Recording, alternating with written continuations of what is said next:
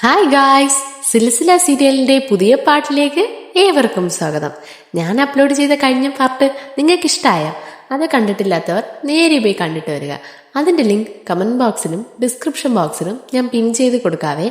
അതിനു മുന്നേ എൻ്റെ ചാനൽ ആദ്യമായിട്ടാണ് കാണുന്നതെങ്കിൽ ലൈക്ക് ചെയ്യുക, ഷെയർ ചെയ്യുക, സബ്സ്ക്രൈബ് ചെയ്യുക, കൂടെ ആ ബെൽ ബട്ടനും കൂടെ എനേബിൾ ചെയ്ത് കൊടുക്കണേ. എന്നാൽ നമുക്ക് നേരെ വീഡിയോയിലോട്ട് പോവാം. ഇവിടെ നന്ദിനി കിച്ചണിൽ വെള്ളം കുടിക്കാൻ വരുവാണ്. രാത്രിയാണ്. അപ്പോഴാണ് അവിടെ പൂജാമുറിയിലിരിക്കുന്ന വിളക്ക് കാറ്റുകൊണ്ട് അണയാൻ പോകുന്നത് അവളെ ശ്രദ്ധയിൽപ്പെടുന്നത്. ഉടനെ അത് അണയാതിരിക്കാൻ അവൾ കൈ കൊണ്ടുപോയി പൊത്തിപ്പിടിക്കുന്നു. അപ്പോൾ തന്നെ ഗുണാലും അത് അണയാതിരിക്കാൻ പൊത്തിപ്പിടിക്കുന്നു. അങ്ങനെ രണ്ടുപേരും കുറേ നേരത്തേക്ക് ഹൈ കോണ്ടാക്റ്റിൽ തന്നെയാണ്. അപ്പോൾ ഗുണാൽ പറയുവാണ്, നന്ദിനി നന്ദിനി എനിക്ക് നിൻ്റെ അടുത്തൊരു ഫീലിങ്സ് ഉണ്ട്. പക്ഷേ അത് എങ്ങനെയുള്ള ഫീലിങ്സ് ആണെന്ന് എനിക്കറിയില്ല. അതുകൊണ്ടാണ് ഞാൻ നിൻ്റെ അടുത്ത് നിന്ന് മനഃപൂർവ്വം ഡിസ്റ്റൻസ് കീപ്പ് ചെയ്യാൻ ശ്രമിച്ചത്. പക്ഷേ എന്നെക്കൊണ്ട് പറ്റുന്നില്ല നന്ദിനി. ഇതിന് ശേഷവും ഞാനെല്ലാം മറച്ചു വെച്ചുകൊണ്ട് നടന്ന എനിക്ക് ഈ പ്രഷർ താങ്ങാൻ പറ്റില്ല. അതുകൊണ്ടാണ് ഞാൻ നിന്നോട് പറയാമെന്ന് വിചാരിച്ച് എന്നും പറഞ്ഞ് അവിടെ നിന്ന് പോകുന്നു. ഇത് കേട്ട നന്ദിനിക്ക് നല്ല അത്ഭുതം. എനിക്ക് തന്നെ ഈ ഫീലിങ്സ് ഉണ്ടെന്ന് കരുതിയപ്പോൾ ഇദ്ദേഹത്തിനുണ്ടായിരുന്നോ എന്ന് അവനെ തന്നെ അങ്ങനെ നോക്കിയിട്ടിരിക്കുന്നു. അങ്ങനെ നെക്സ്റ്റ് മോർണിംഗ് ആവുന്നു. എല്ലാവരും ഡൈനിങ് ടേബിളിൽ ഇരുന്ന് ഫുഡ് കഴിക്കുകയാണ്. നന്ദിനിയാണ് എല്ലാവർക്കും വിളമ്പി കൊടുക്കുന്നത്. നന്ദിനി ഗുണാലിന് വേണ്ടി ഫുഡ് എടുത്ത് വയ്ക്കുമ്പോൾ മൗലി പറയുന്നു, നന്ദിനി ഗുണാലിന് ഫുഡ് എടുത്ത് വയ്ക്കേണ്ട, ഗുണാൽ ഹോസ്പിറ്റലിൽ പോയി നേരത്തെ. അത് കേട്ടപ്പോൾ നന്ദിനിക്ക് എന്തോ പോലെ ആവുന്നു. പിന്നെ വേലക്കാരി ചോദിക്കുകയാണ്, ചേച്ചി ഞാൻ ഗുണാൽ ചേട്ടനും കൂടെ ചേർത്ത് ഫുഡ് ഉണ്ടാക്കട്ടെ? വേണ്ട, ഗുണാൽ ഇന്ന് വരില്ല, നീ ബാക്കിയുള്ളവർക്കൊക്കെ ഉണ്ടാക്ക്. എന്താ ഇത്, ഗുണാൽ ഇന്ന് വീട്ടിൽ വരാത്തെ എന്ന് നന്ദിനി ആലോചിച്ചുകൊണ്ടേയിരിക്കുന്നു. അങ്ങനെ മൗലി ഗുണാലിൻ്റെ അടുത്ത് കോൾ ചെയ്യുവാണ്.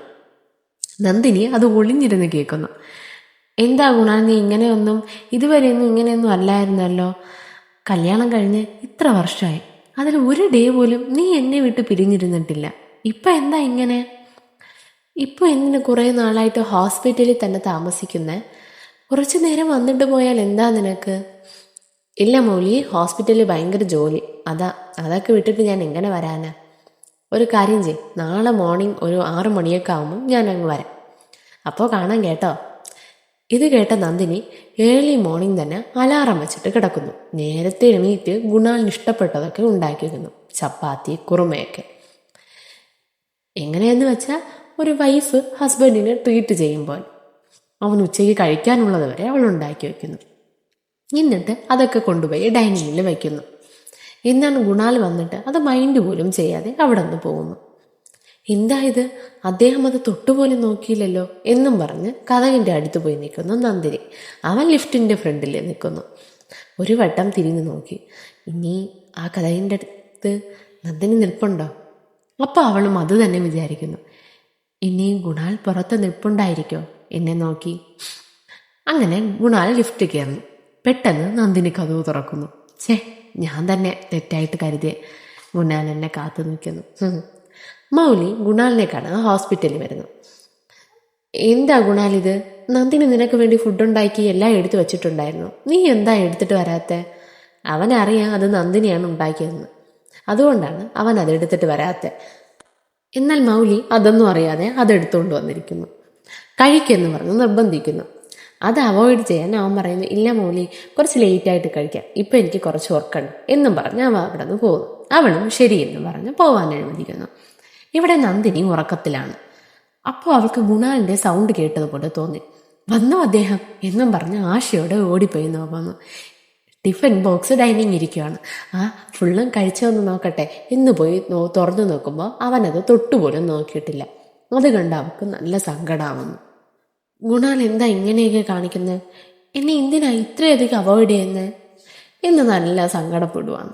അപ്പോൾ എല്ലാവരും ഒരുമിച്ചിരുന്ന് സംസാരിക്കുന്നു. അപ്പം മൗലി പറയുകയാണ്, ഈ ഗുണാൽ എന്താ ഇപ്പോൾ ഇങ്ങനെ, നേരത്തെ ഒന്നും ഇങ്ങനെ അല്ലല്ലോ. വർക്കൊരു സൈഡിൽ ഉണ്ടായിരുന്നാലും കറക്റ്റായാലും അവൻ വീട്ടിൽ വരും. ഇപ്പോൾ കുറച്ച് നാളായിട്ട് വീട്ടിലേ വരുന്നില്ല. എന്തിങ്ങനെ ഇപ്പോൾ പുതിയ പുതിയ ഓരോ ശീലങ്ങൾ? ഇത് കേട്ടിട്ട് നന്ദിനിയും നല്ല ഗിൽറ്റി ഫീൽ ആവുന്നു. ഇനി ഞാനിവിടെ ഉള്ളത് കൊണ്ടാണോ ഗുണാൽ ഇവിടെ വരാത്തെ?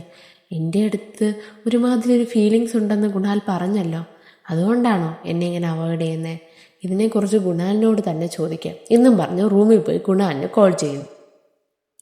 അവനും അറ്റൻഡ് ചെയ്യുന്നു. എന്നാലൊന്നും സംസാരിക്കാതെ അവിടെ കരഞ്ഞിട്ടേ നിൽക്കുന്നു. ഗുണാൽ അവിടെ ഹലോ ഹലോ എന്ന് സൗണ്ട് ഇട്ട് കുറേ ചോദിക്കുന്നുണ്ട്. എന്നാൽ ഒരു പോയിന്റിന് ശേഷം ഗുണാലിന് തന്നെ മനസ്സിലാവുന്നുണ്ട് അപ്പുറത്ത് നന്ദിനിയാണെന്ന്. നന്ദിനിയുടെ മൗനം എന്താണെന്നുള്ള അർത്ഥം പോലും ഗുണാലിന് മനസ്സിലാവുന്നുണ്ട്. കുറച്ച് കഴിഞ്ഞ് നന്ദിനി തന്നെ കോള് കട്ട് ചെയ്യുന്നുണ്ട്. അങ്ങനെ നൈറ്റ് ഗുണാൽ വീട്ടിൽ വരുന്നു. മൗലി അവന് വേണ്ടി വെയിറ്റ് ചെയ്തിട്ടേ ഇരിക്കുന്നു. ഗുണാൽ എന്തു പറ്റി? നേരത്തെ ഇങ്ങനെയൊന്നും ചെയ്തിട്ടില്ലല്ലോ. നൈറ്റ് ഡ്യൂട്ടി വേണ്ട എന്ന് പറഞ്ഞ് നീയല്ലേ എന്നോട് പറഞ്ഞിട്ടുള്ളത്. പക്ഷേ നീ തന്നെ ഇപ്പം നൈറ്റ് ഡ്യൂട്ടിക്ക് പോകുന്നേ. പകലും രാത്രിയും എല്ലാം ജോലി. എന്തു പറ്റി ഗുണാൽ? എന്തെങ്കിലും പ്രശ്നമുണ്ടോ? എന്തെങ്കിലും ഉണ്ടെങ്കിൽ എന്നോട് പറയും, നമുക്കത് ഷെയർ ചെയ്യാം കേട്ടോ. ഒരു നല്ല ഭാര്യയായി അവനെ സമാധാനിപ്പിക്കണം.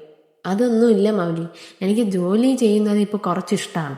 സ്ട്രെസ് ഇല്ലാത്തതുപോലെ തോന്നുന്നു, അതുകൊണ്ടാണ്, വേറെ ഒന്നുമില്ല എന്നും പറഞ്ഞ് അവ അവിടെ നിന്ന് പോകുന്നു. ഇത് കേട്ട മൗലിക്ക് എന്തോ പോലെയാവുന്നു. ഇനി അവൻ എന്തേലും എന്നോട് മറയ്ക്കുന്നുണ്ടോ എന്നോർത്ത് അവനെ തന്നെ നോക്കിയിട്ടിരിക്കുന്നു സങ്കടത്തോടെ. നെക്സ്റ്റ് ഡേ മൗലി ജോലി സംബന്ധിച്ച് കുറച്ച് ദൂരെയിട്ട് പോകണമെന്ന് പറഞ്ഞ് റെഡിയാവുന്നു. നന്ദിനിയും എല്ലാം എടുത്തു കൊടുത്ത് അവളെ പറഞ്ഞയക്കാൻ തുടങ്ങുന്നു. ഗുണാലാണ് മൗലിയെ പോയി ഡ്രോപ്പ് ചെയ്തിട്ട് വരുന്നത്. അപ്പം ന്യൂസിൽ പറയുവാണ് നാട് മൊത്തം ഭയങ്കര മഴയെന്ന്. അത് കണ്ടിട്ട് മുത്തശ്ശി പറഞ്ഞു, എന്താ ഗുണാൽ ഇത്? നീ എന്തിനാ അവളെ പോയി കൊണ്ട് വിട്ടിട്ട് വന്നേ? അവൾ ഒറ്റയ്ക്ക് അവിടെ എന്ത് ചെയ്യും? നീ പോയി വിളിച്ചിട്ട് വാ പോ. ഉടനെ അവൻ പറയുന്നു, മുത്തശ്ശി ഞാൻ അവളോട് പറഞ്ഞു പോണ്ടാന്ന്. വാശി പിടിച്ച് ഞാൻ പോവുമെന്ന് പറഞ്ഞിട്ടാണ് അവൾ പോയത്. അതിനിപ്പോൾ ഞാൻ എന്ത് ചെയ്യാൻ? എന്തേലും ചെയ്യട്ടാണ്, ഞാൻ പോണു. അപ്പം മുത്തശ്ശി പറയുവാണ്, മോളെ നന്ദിനി, നീ എങ്കിലും പറഞ്ഞ് അവനോട് മനസ്സിലാക്ക്. ഉടനെ നന്ദിനി തല കുനിഞ്ഞിട്ട് പറയുന്നു, ഗുണാൽ നിങ്ങൾ പോയി അവളെ വിളിച്ചിട്ട് വരൂ. അവൾ പാവമല്ലേ, ഒറ്റയ്ക്ക് അവൾ അവിടെ എന്ത് ചെയ്യും? ഇത് കേട്ട് അവൻ സമ്മതിക്കുന്നു. ഇത്ര പേര് പറഞ്ഞിട്ട് കേൾക്കാത്തവൻ അവളൊരു വാക്ക് പറഞ്ഞപ്പോൾ ഓക്കെ എന്നും പറഞ്ഞിട്ട് പോകുന്നു. ഇത് കേട്ട നന്ദിനിക്ക് നല്ല ഫീലാവുന്നു. ഞാൻ പറഞ്ഞ ഉടനെ കേട്ടല്ലോ എന്നോർത്ത് അവൻ കൂളിംഗ് ഗ്ലാസ് ഇട്ടുകൊണ്ട് പുറത്ത് വന്ന് മുകളിൽ നിന്ന് നന്ദിനി നോക്കിയിട്ടേ നിൽപ്പുണ്ടായിരുന്നു. ഇത് കണ്ണാടിലൂടെ ഗുണാലും കാണുന്നു. ഇവളെന്തിനാ എന്നെ തന്നെ ഇങ്ങനെ നോക്കിയിട്ട് നിൽക്കുന്നേ? ഇനി എനിക്കുള്ള ഫീലിങ്സ് ഇവൾക്കും ഉണ്ടോ എന്നാലോചിച്ചിട്ട് പെട്ടെന്ന് തന്നെ സ്പീഡിൽ കാർ എടുത്തുകൊണ്ട് പോകുന്നു. കുറച്ച് കഴിഞ്ഞ് ന്യൂസ് ചാനലിൽ ഒരു ബ്രേക്കിംഗ് ന്യൂസ്, ഒരു വലിയ ആക്സിഡന്റ് നടന്നു ടൗണിൽ. നോക്കുമ്പോൾ അത് ഗുണാലിന്റെ കാർ. അത് കണ്ട എല്ലാവരും ഭയങ്കര ഷോക്ക്. അയ്യോ, ഗുണാലിന്റെ കാറല്ലേ അത് എന്നോർത്ത്. അയ്യോ, ഗുണാലിന് എന്തെങ്കിലും പറ്റിയോ എന്നോർത്ത് എല്ലാവരും പൊട്ടിക്കരയുവാണ്. നന്ദിനിക്കും നല്ല സങ്കടം വരുന്നു. ഫുൾ ഞെട്ടലിലാണ്. എന്താ പറയണേ, ഗുണാലിന് എന്ത് പറ്റാൻ എന്നും പറഞ്ഞ് അവൾ കോൾ ചെയ്യുന്നു. എന്നാൽ സ്വിച്ച് ഓഫ് എന്ന് വരുന്നു. നന്ദിനിക്കാണേ അവിടെ ഇരിക്കാൻ പോലും പറ്റുന്നില്ല. ഉടനെ തന്നെ ആ സ്ഥലം കണ്ടുപിടിച്ച് ഒരു ഓട്ടോയിൽ അവിടേക്ക് പോകുന്നു. മറു സൈഡിൽ ഇവിടെ മൗലി ഹോസ്പിറ്റലിൽ ഇരിക്കുമ്പോൾ അവിടെയും ഈ ന്യൂസ് കാണുന്നു. അവളുടെ ഹസ്ബൻഡല്ലേ, അവൾക്കും ജീവിതം പോയതുപോലെയല്ലേ. അവളും എല്ലാ ജോലിയും ഇട്ടെറിഞ്ഞ് ടാക്സി പിടിച്ച് ഓടി വരുന്നു. ഫസ്റ്റ് നന്ദിനിയാണ് ആ സ്ഥലത്ത് വരുന്നത്. അവിടെ പോലീസ്, ന്യൂസ് ചാനലൊക്കെ വന്നിട്ടുണ്ടായിരുന്നു. ആ തിരക്കിലൊക്കെ ഗുണാലിനെ കണ്ടുപിടിക്കാനേ പറ്റിയില്ല. ഗുണാൽ ഗുണാൽ എന്ന് വിളിച്ച് ഉറക്കെ വിളിക്കുന്നു. ഇനി അവൻ വല്ലതും മരിച്ചു പോയോ എന്നോർത്ത് പൊട്ടി പൊട്ടി അവിടെ തന്നെ ഇരുന്ന് കരയുവാണ്. അപ്പം പുറകെ നിന്ന് നന്ദിനി എന്ന് വിളിക്കുന്നു. അപ്പോൾ ആണ് അവൾക്ക് ശ്വാസമേ വീണത്. ഇനി ഗുണാൽ ജീവനോടെ ഉണ്ടോ എന്നും പറഞ്ഞ് തിരിഞ്ഞു നോക്കുമ്പോൾ അവിടെ ഗുണാൽ നിൽക്കുന്നു.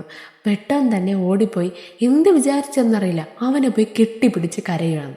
അവനും എന്ത് ചെയ്യണമെന്നറിയാതെ നിൽക്കുന്നു. അവളിനി കെട്ടിപ്പിടിക്കണോ വേണ്ടേ എന്നോർത്ത്. എല്ലാ ചാനൽക്കാരും അവിടെ നിൽക്കുമ്പോൾ അതൊന്നും ഓർക്കാതെ നന്ദിനി അവനെ തന്നെ കെട്ടിപ്പിടിച്ചിട്ട് നിൽക്കുവാണ്. അവിടേക്ക് മൗലിയും വരുവാണ്. ഈ കൂട്ടത്തിൽ ഹഗ് ചെയ്തിട്ട് നിൽക്കുവാണ് അവർ. നല്ല തിരക്കാണ് അവിടെ. മൗലി ഗുണാലിനെ കാണുന്നു. ഗുണാൽ എന്ന് വിളിക്കുന്നു. ഇതോടെ നമുക്ക് ഈ പാർട്ട് അവസാനിപ്പിക്കാം.